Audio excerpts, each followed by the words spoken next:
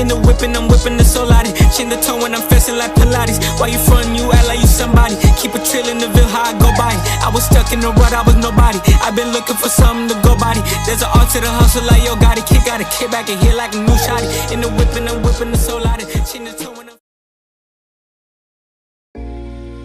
Yo, what's going on, Tank Planet? It's your boy King Tynex here, back with another video late at night, and I'm kind of disappointed because of the fact that the 2K special still hasn't been doing all that well in the views department. But oh well, I guess that's just going to be scrapped or something. But that's besides the point. When we last left off, Izuku ended up getting adopted by the likes of Aizawa after an incident with another one of the foster kids.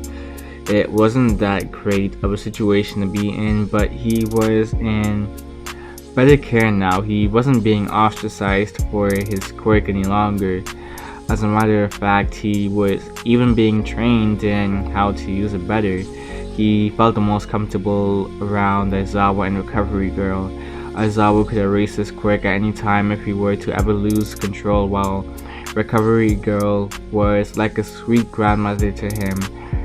She taught him how to bake, gave him candy, healed and comforted him when he hurt himself, and taught him about human anatomy. That last part sounded a bit weird, but it was true. When he was around 12 or 13, she gave him the talk.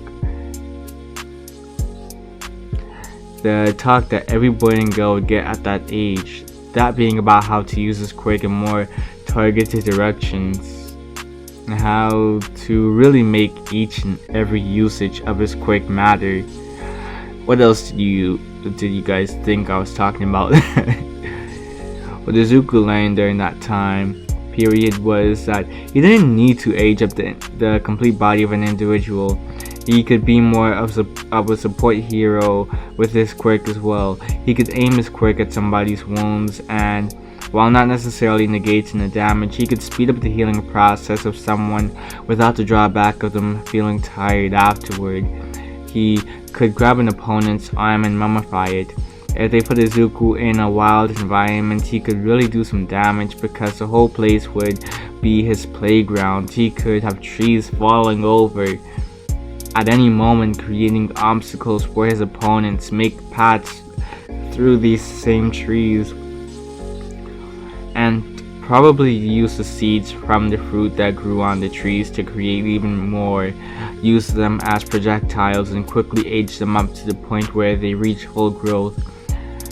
Izuku had also developed his body alongside his quirk.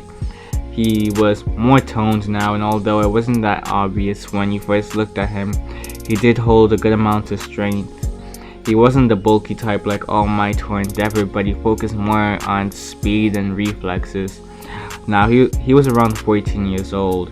He'd basically been homeschooled ever since he was adopted by Aizawa, so when it came on to his social skills with kids his age, it wasn't the best.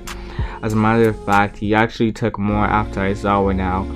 He didn't really have that much sleeping issues at first, but since Aizawa wasn't really home at night because he would be off doing hero work, this meant he had a horrible sleep schedule. Every kid wanted to stay up late, so he did exactly that. He would often go to bed at like 1 or 2 in the morning. He would have probably eaten a lot of junk food too, but Aizawa, you stopped that from happening at the very least. There were hardly any snacks in his house, mainly meat, fruits, and vegetables, so Izuku's diet was, fairly tame. Other than that, Izuku learned how to fight similar to Aizawa with the addition of his seeds in battle, of course. He would usually practice with Aizawa in his scarf fighting style on the weekends and sometimes during the weekdays too. With all of this practice, over the years he was competent in combat, but at the same time he was socially awkward. He had a bedhead 99% of the time, but he had to change up his lifestyle soon. He wanted to go to UA High School to learn how to become a hero. It was said to be the best hero school in Japan, and his father figure Aizawa was a teacher at this school too, so that basically meant he could have a chance of seeing him more often. Him and his friends actually, since they usually came to see him on Fridays and the weekends. Overall, life was relatively good for Izuku, although he was still kind of cautious about touching people without wearing his gloves. He was kind of traumatized from those events back then, which was part of why he stayed up so late. It was worse when he was younger and the memories were still fresh. He'd have nightmares of people saying everything was his fault, and they would begin to twist and turn into malformed versions of themselves with bones popping out of different places too. He would have gotten used to those dreams though. It would have come with the territory. They wouldn't occur as frequently at the very least. That was a plus, he supposed. He had 10 months to train before UA's entrance exam, and at this point in time, he was really trying to get his act together, try to fix his sleep schedule, train harder than ever before as well. He added some more cardio into the training as well, basically a bunch of parkour exercises. During one of his parkour runs though, Izuku would have found his way in an alley. He was running from Aizawa as part of his training regimen. He had just landed there, but quickly lost his footing when a little girl ended up bumping into him. Aizawa leaped down and began to observe the situation. A little girl with bandages wrapped around her arms and legs. Running out to an alley. What was the meaning behind this? Izuku picked himself back up and dusted himself off, I mean to say. He looked at the little girl in front of him and realized they shared quite a bit of similarities. She had pure white hair, albeit a slightly different shade than his own, and red eyes.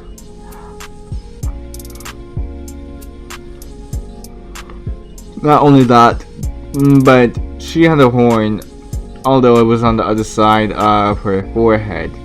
He remembered the saw she mentioned, how he wasn't necessarily the boy's biological father, but he would try to fill in for the role of one at the very least.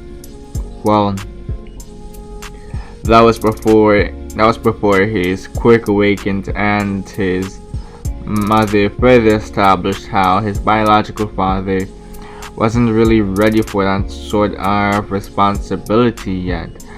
But he shouldn't have hated him for that. It was odd, but okay. He had a feeling the girl had some relations to him. Aizawa was looking at him curiously too. You know, the two of you do look like you're related. Almost as if you're, I don't know, maybe siblings, I guess? Like half siblings or whatever, long lost sister. I don't really know. Izuku agreed with him. The girl grabbed his leg tightly with tears starting to form. She begged him not to leave her. As soon as she said that, Aizawa knew for a fact something was wrong. A man wearing a plague doctor mask walked out of the shadows though. He tried to claim that she was his daughter, and her name was Eri. He had recently punished her for causing trouble, so she tried running away, but Aizawa wasn't buying the story. He bombarded Chisaki with questions such as why she was covered in bandages and if it was really just some form of punishment for the child, then why was she crying? Chisaki simply said she was a klutz, but Aizawa then called him out on that too. If she was so much of a klutz, then maybe she should have made his home more, I don't know, child-proof. Chisaki was getting annoyed at this point now, and began to slip off one of his gloves.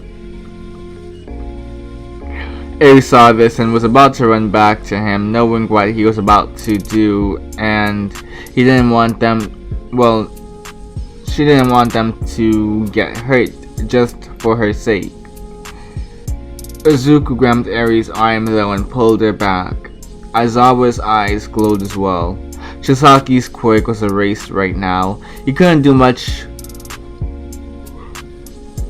of anything to the two, really. Izuku picked up Eri and left the alley. Aizawa was about to put some quick nullifying handcuffs on Chisaki, but the younger man pulled out a handgun. He was about to try and shoot Aizawa, but a tree suddenly got in the way. It just sprouted out of nowhere, and the bullet got caught up in the tree. Chisaki was confused at first, but the boy from earlier appeared once more. He was still holding Eri in one arm, and from the looks of it, he had only thrown some seeds at him, but they somehow formed into a tree. He looked at the boy's characteristics and began to put two and two together. So the girl had what seemed to be an older brother. Great. Just great. And he was seemingly competent in using his quirk, while he also just had to be tagging along with a hero who could block him from using his quirk. Well, if this wasn't the most ideal situation ever, I don't know what would be.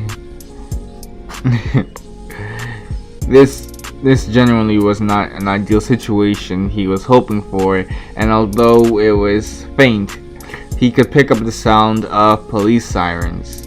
He'd have to get Eri back some other time. His plans would be halted when it came on to the quirk destroying bullets, but at least he had a good amount of them to last for a while. Aizawa wanted to go after Chisaki, but Izuku told them to forget about them for now. They needed to attend to the kid right now. They handed her over to the police, who would basically figure out who this girl is and who her parents were. While Izuku went about his day-to-day routine with the inclusion of more training, Naomasa made sure to give him and Aizawa updates on the girl, up until like a month later, where they informed them that the police were unable to actually find their parents, and, well, she was effectively an orphan. She also appeared to have a quirk with similar properties to Izuku's own, except they worked in the reverse. She could rewind a person's body to previous states and possibly more. Naomasa had a feeling the two of them were also related, and he ended up having the two get a DNA test. Sure enough, they were related, brother and sister. Yes, sir. How great. Another kid in Aizawa's life. At least Izuku would know some of the pain it took to raise him in the form of Eri. Now that Izuku had a little sister, well, he kind of sped up the process of getting his act together even further than before. It wasn't just going to bed earlier any longer, but also tidying up in his room rather than continuing to be a slob, and also work on his diet a bit more as well. You'd also work on trying to feed Eri, considering like she was like a toddler. She was of toddler age, and she was look, she was a baby by his standards. So he would have definitely taken on the brother role a lot more serious than he ever would with anybody else. Well, mainly because of the fact that they were related. She was his sister. That was the main reason why he was putting so much effort into trying to improve. He wanted to be a good example for his little sister. And considering the pain that she went through when she was younger, well, she still is young. She's still recovering from the traumatization that Overhaul gave her. And Izuku vowed he would get revenge on Overhaul. He would get revenge. He would make sure that Overhaul would pay for messing with his family as well. But that's basically all we have for right now, people. Remember to like, share, comment, and subscribe. King Titan X out. You know the drill. Yeah.